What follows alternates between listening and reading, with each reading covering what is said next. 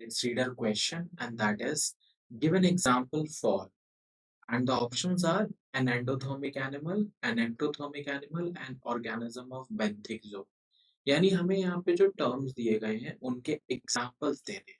तो जो हमारे पास पहला टर्म है जिसके रिगार्डिंग एग्जाम्पल देना है वो है एंडोथर्मिक एनिमल। जब भी हम एंडोथर्मिक एनिमल्स की बात करते हैं ये ऐसे एनिमल होते हैं जो अपना टेम्परेचर खुद मेंटेन करते हैं। हम यहाँ पे क्या लिख सकते हैं? Maintain their own body temperature. इनके पास कैपेबिलिटी होती है कि ये अपने बॉडी टेम्परेचर को खुद से बैलेंस करते हैं by generating the body heat. तो ऐसे कौन-कौन से एनिमल्स हैं या फिर हम कहें एग्जांपल्स हैं जिन्हें हम यहाँ पे ले सकते हैं। बेस्ट एग्जांपल है ह्यूमंस। ह्यूमंस में ये चीज बहुत कॉमन है कि हमारे अंदर जो होम्योथर्मिक मैकेनिज्म है उसके थ्रू हमारी बॉडी क्या कर रही है, बाहर की सराउंडिंग्स को के बजाय अपने अंदर के एक टेम्परेचर को बैलेंस रखती है हमेशा। और जब उस टेम्परेचर में डिसबैलेंस होता है तभी हमें फीवर जैसी चीजें हमारी बॉडी के अंदर होती हैं। इसके अलावा हमें अजीब सा फील होने लगता है बिकॉज क्या हो गया, हमारी बॉडी का जो बैलेंस था, टेम्परेचर बैलेंस था, वो डिस्टर्ब था। इसीलिए ह्यूमंस को हम क्या कंसीडर कर सकते हैं? Endothermic animals. इसके बाद जो हमारे पास सेकंड है वो है ectothermic animals. So again endothermic animals अगर हमने पढ़ लिया है तो हमें यहाँ पे पता चल जाएगा कि एक्टोथर्मिक एनिमल्स जस्ट ऑपोजिट होते हैं। मीन्स ये क्या करेंगे, ये अपना टेम्परेचर अपनी सराउंडिंग्स के हिसाब से बैलेंस करते हैं। हम यहाँ पे क्या लिख सकते हैं? Maintain temperature, maintain temperature of their bodies as per the surrounding। यानी सराउंडिंग में जो टेम्परेचर होगा वही टेम्परेचर उनकी बॉडी का भी होने लगेगा।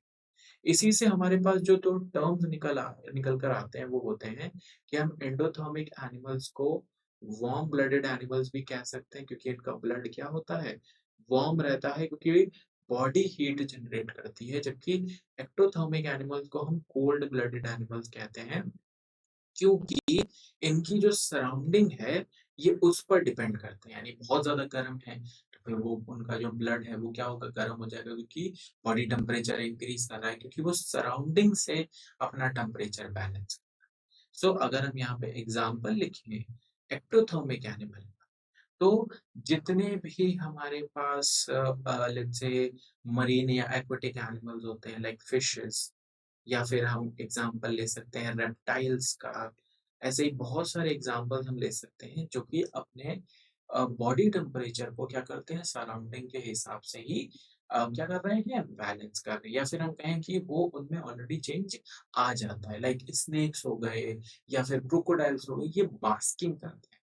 मतलब धूप में आके मुंह खोल के ये क्या करते हैं, बैठ जाते हैं ताकि जो हीट है वो क्या हो, इनकी बॉडी में चली जाए और फिर क्या होगा, ये पानी में वापस चले जाए। इसीलिए रेप्टाइल्स के पास क्या होता है, स्केल्स होता है ताकि वो अपनी बॉडी हीट को ज्यादा से ज्यादा अंदर ही रख सके क्योंकि वो बहुत जल्दी लूज करते हैं उसको। और लास्टली हमारे पास जो टर्म है वो है बेंथिक जोन। एक ऑर्गेनिज्म जो कि हमें बेंथिक जोन में मिल सकता है। बेंथिक जोन जो होता है, ध्यान रखिएगा, वो ऐसा जोन है या फिर हम कहें कि ये lowest zone, lowest zone in water body. या किसी भी आप एक्वाटिक इकोसिस्टम की बात करेंगे तो उसमें लोवेस्ट जोन होता है, lowest zone in water body. और इनमें हमें जनरली जो मिलते हैं, अगर हम यहाँ पे ऑर्गेनिज्म की बात कर रहे हैं, लिविंग ऑर्गेनिज्म की बात करेंगे, तो यहाँ पे हमें कोरल्स। वैसे हमें यहाँ पे और भी ऑर्गेनिजम्स मिलते हैं, डीपेस्ट वाटर में भी हमें ऑर्गेनिज्म मिलते हैं, बट क्योंकि हम यहाँ पे एक जोन की बात कर रहे हैं, यानी हम सी बेड को भी इंक्लूड करेंगे, तो इसलिए कोरल्स जो होते हैं वो सी बेड पर ही क्या होते हैं, ग्रो करते हैं। इसीलिए कोरल्स जो है हमें पैंथिक जोन में मिलेंगे। बट बहुत डीपेस्ट वाटर्स में, बहुत डीपेस्ट ओशन में, क्योंकि वाटर प्रेशर और एटमॉस्फेरिक प्रेशर बढ़ जाता है तो वहां पे होना पॉसिबल नहीं है। बट जर्नल जो एक वाटर बॉडीज होती हैं जहाँ पे बहुत ज्यादा डीप या डेप्थ नहीं होती है, वहां पे हमें कोरल्स मिलेंगे।